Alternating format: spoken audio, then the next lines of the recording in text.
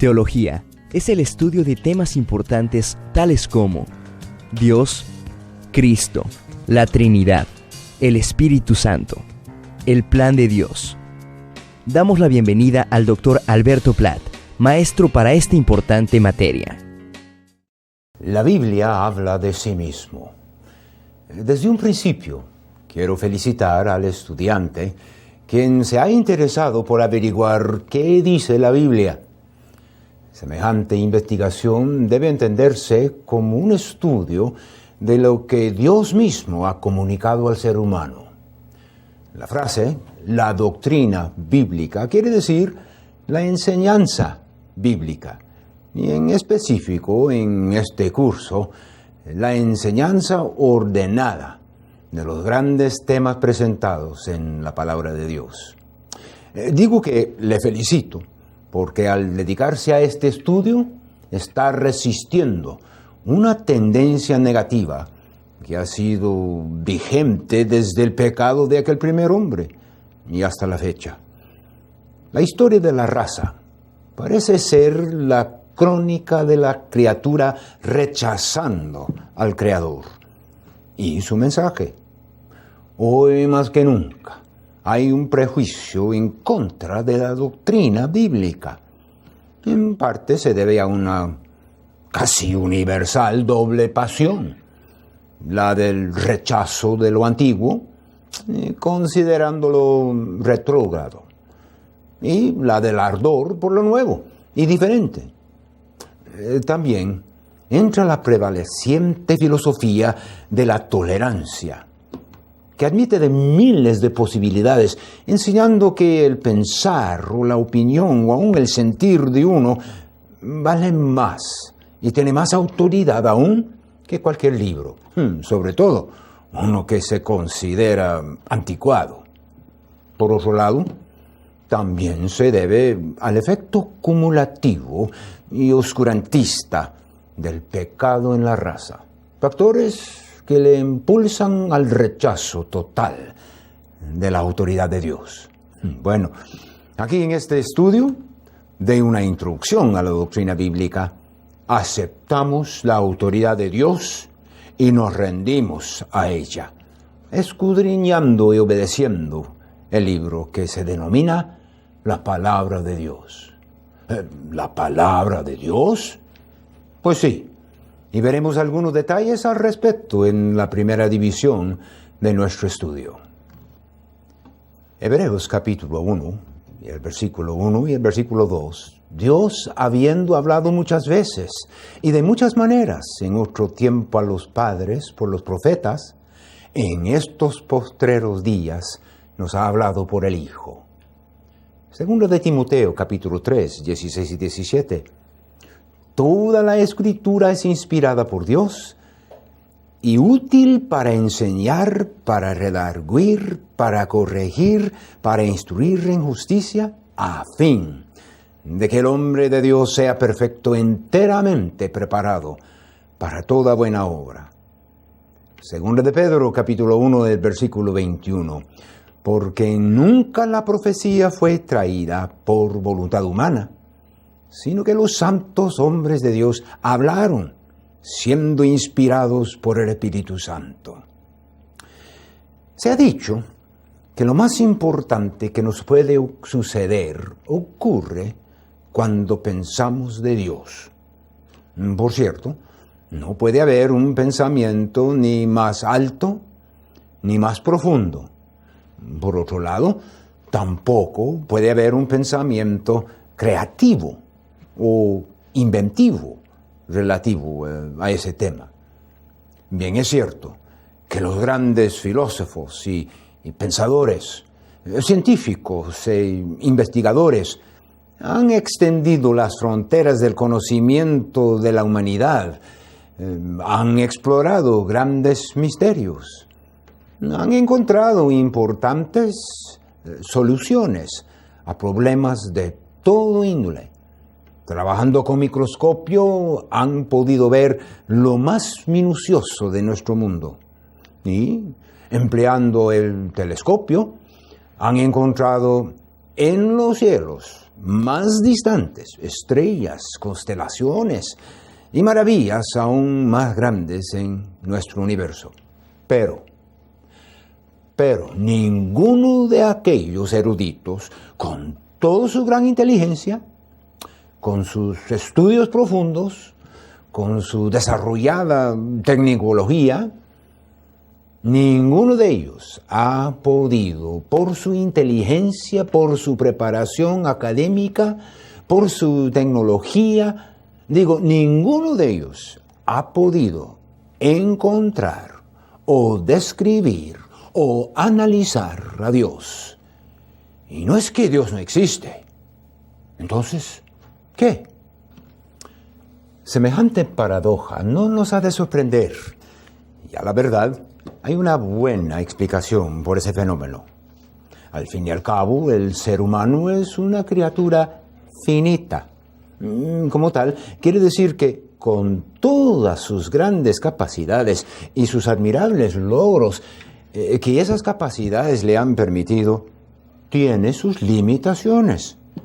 Por decirlo así, el hombre siempre ha querido volar, pero le faltan alas.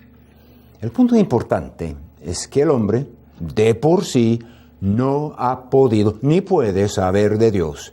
Pero el Dios no limitado de su propia voluntad se ha revelado al hombre limitado. A eso se refiere el autor de la epístola a los Hebreos en los versículos ya citados. Dios ha hablado y así se ha revelado. En más de 3.800 ocasiones en el Antiguo Testamento ocurren frases como «vino la palabra de Jehová» o «así ha dicho Jehová». A propósito, en el Nuevo Testamento, San Pablo decía «lo que os escribo son mandamientos del Señor».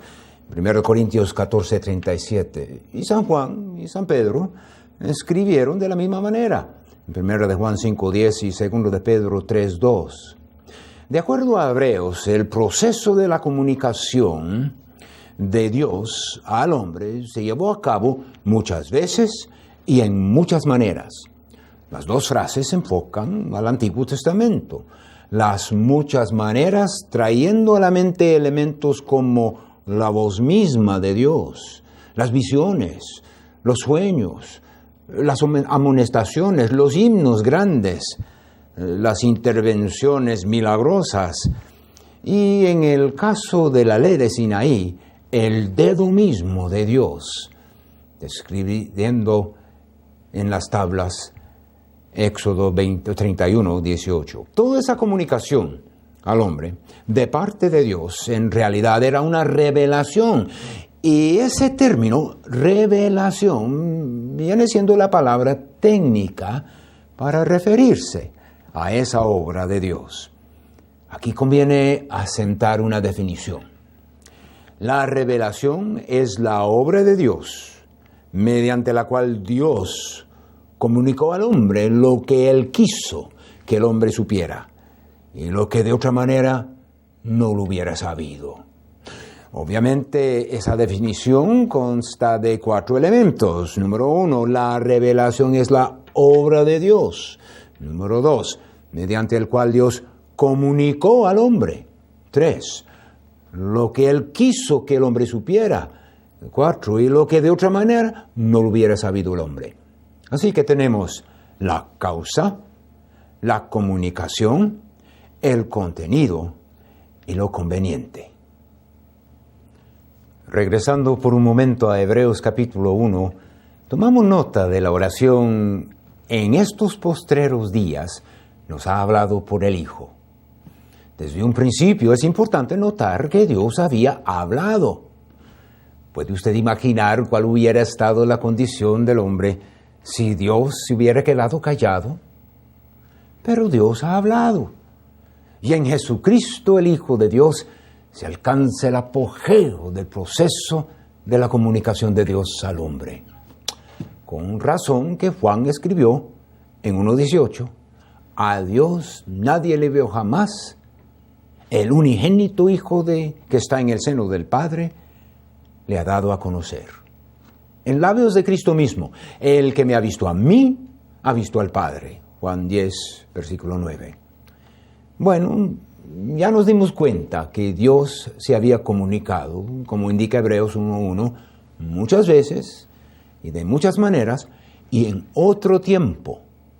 Ahora viene la pregunta: ¿cómo se ha preservado esa comunicación de Dios al hombre?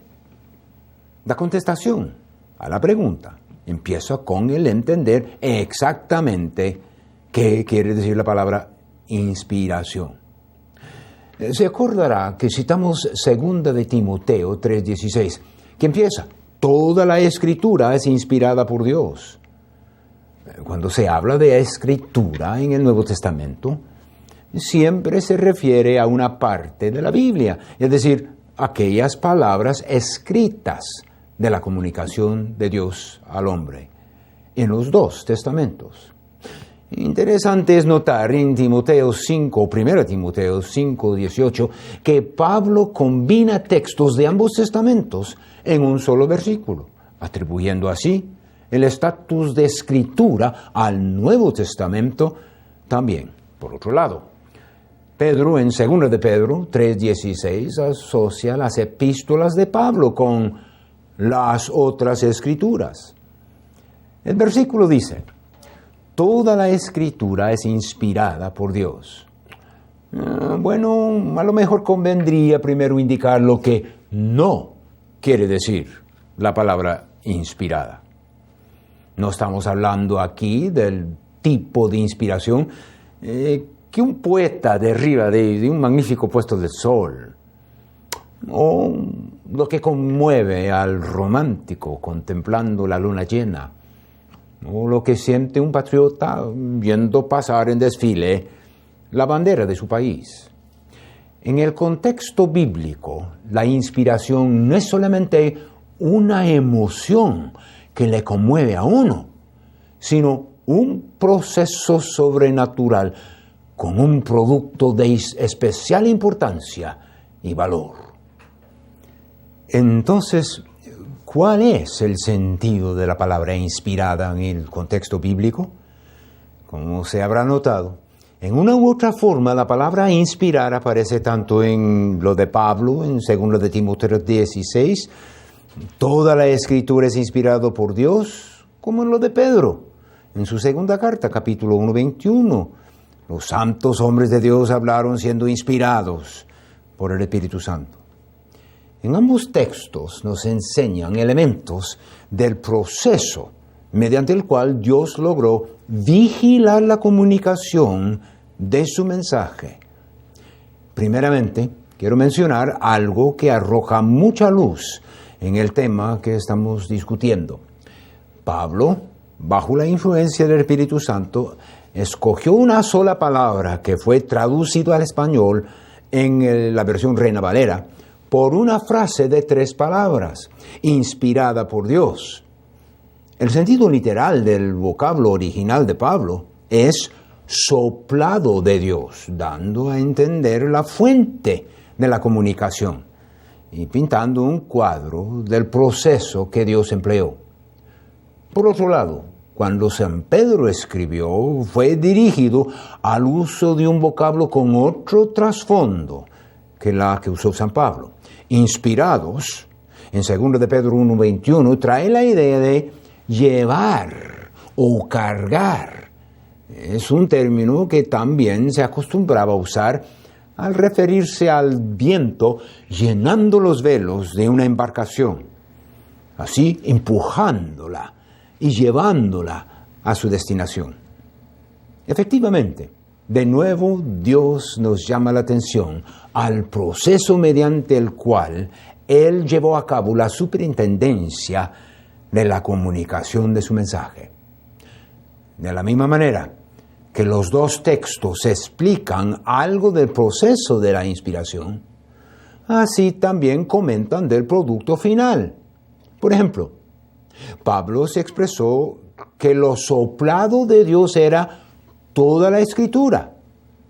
La frase tiene mucho significado para el estudiante bíblico, puesto que señala 2 grandes verdades en cuanto a la Biblia. En primer lugar, indica que son las palabras, lo escrito, el producto, lo inspirado, lo que viene soplado de Dios. En segundo lugar, el versículo indica que todas, o sea, cada una de las palabras escritas, cada una es inspirada, producto del soplo de Dios.